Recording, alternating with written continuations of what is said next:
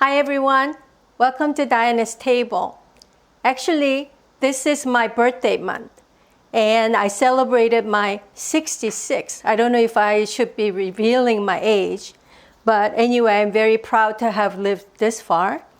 And usually for birthday in Korea, we have what is called miyeokguk or seaweed soup. And so I want to share my recipe with you today for making 3 different kinds of miyeokguk. So let's get started.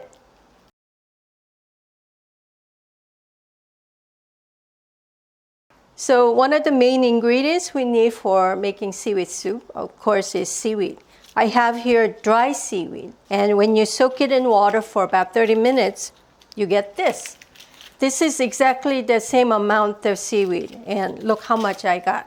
It's amazing. And it's really important to wash the seaweed at least like 5-6 times until you get clear water like this. I'm going to transfer the seaweed to here and drain the water. So when it's all clean, it's a little bit too long, right? Like this. So I'm going to cut it into bite-sized pieces. That way you don't have to be, it's easier to eat, right? Turn the heat on to a little bit high. And I'm going to use perilla oil. So I'm going to put in a tablespoon of perilla oil. And I have sirloin beef that I just cut it into little pieces. I'm going to put it in here. And I usually cook the beef first because I don't want the blood to seep too much into the soup. So I like to cook the beef first, wait until it turns color. So when it starts to cook a little bit, the beef has turned color. I'm going to add the seaweed. This is enough to make 3 different kinds of seaweed, so I'm not going to use it all. And then here, I'm going to add a tablespoon of minced garlic, a tablespoon of soy sauce. This is really interesting, it's fish sauce. Of course, you know, now all those of you who have been watching me know that I love fish sauce in all of my cooking. So I'm going to add, again, a tablespoon of fish sauce. So you want it to, you know, boil before you add the water. Already I can actually smell the soy sauce, fish sauce, and the garlic. And when you put the seaweed in, the seaweed will turn brighter greener, turn color. So, you know, it's cooking. We usually have seaweed soup for birthdays because in Korea, when mothers give birth to a child, they feed the mother seaweed soup for at least 3 weeks. And it's supposed to help them to clean their blood and also detoxing qualities. So seaweed soup is not only nutritious, but it really has wonderful health benefits. It's become a tradition for us to have seaweed soup on birthdays. So the beef and the seaweed is almost done. And here I'm going to add water, but actually, as you can see, it's kind of a white water. And this is water from the second washing of the rice.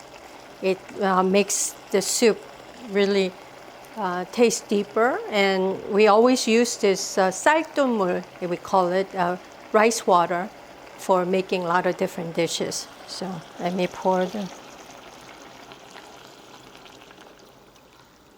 the 쌀뜨물 also has a little bit, because it's white, it's because it has a little bit of starch. And it would really make the soup very nice and creamy as well. One thing I do want to remind you is that we never use green onion in making seaweed soup. Okay, so no green onions added. The soup is boiling, so let's open it up. See how creamy the soup base color is. Now I think it's ready. I'm going to turn this off.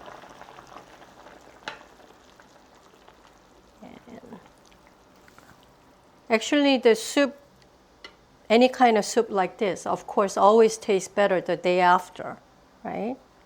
So here's one soup.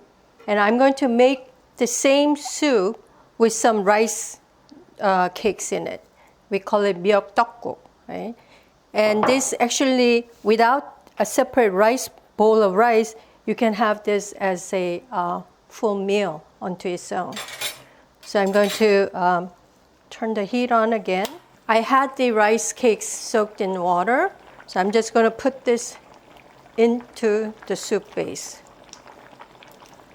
This is really wonderful to have when you have leftover miokguk and you have nothing to prepare. You just add the rice cakes and you have a separate meal.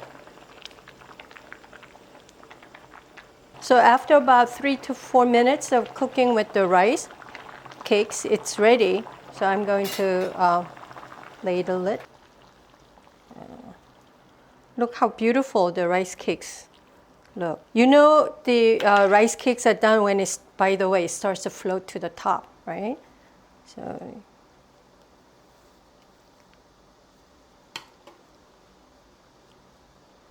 a bit of, make sure that I get more beef onto the soup. So we really, in a very short time, made 2 different kinds of miokguk, right? The simple miokguk with beef and miokguk with rice cake. Now I'm going to show you how we make miokguk with dry pollock. This is a specialty from Gangwon-do area. We sometimes go to Pyeongchang where they had the Pyeongchang Olympics, and I learned to make this from there. This is dried fish in a way, dry pollock. It's still dried well, but you know it has this distinct fishy smell. So I don't really like to have fishy soup. So I put it into a dry frying pan, and you just toss it a little bit to get the fishy smell out. And it's like pan roasting the fish. It really makes the fish taste fuller. And this is the same way you would do to make bulgokkuk, which I'll share with you later. I'm sharing this recipe because those of you who don't really like to have beef in your soup or who prefer more healthier version of the miokguk, you can use this. And by the way, you can use miokguk without beef or even fish. You can just make it simple and, you know, be a fully vegetarian meal as well. You can see how it's burning a little bit, but that's good because I think it adds to the taste. Okay, good. So in a smaller pot, I'm going to put the roasted fish in here. It's nice and it smells good. Then I'm going to add the seaweed.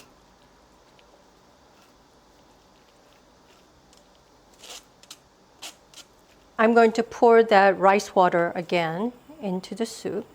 And if you don't have enough, you can just add regular water as well. This is the water that I had actually soaked the rice cakes in, which has sort of the rice starch to it too, so I'll use that. And you let it boil for a while.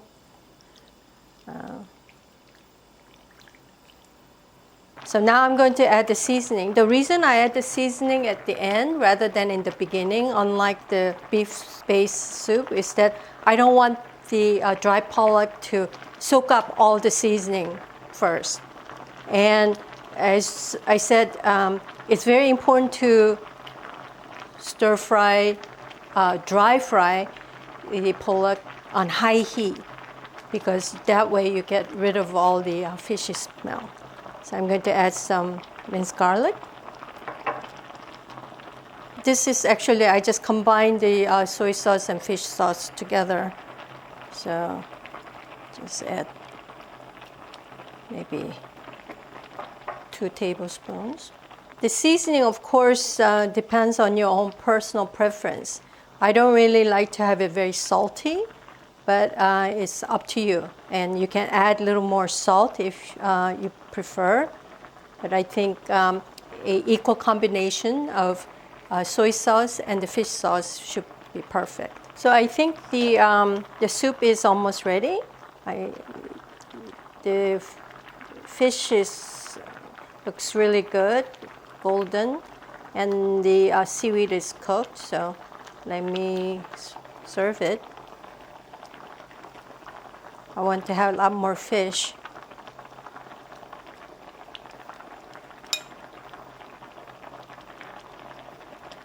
So here I have the basic seaweed soup with beef, seaweed soup with beef and rice cakes, and then seaweed soup with dried pollock.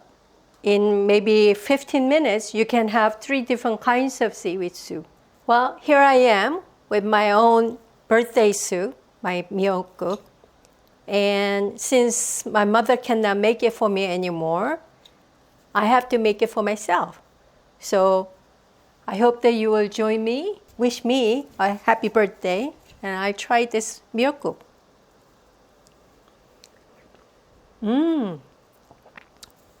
Well, what can I say? It's perfect for me. So I usually like to add a little bit of rice to my cooked soup. So let me try it here.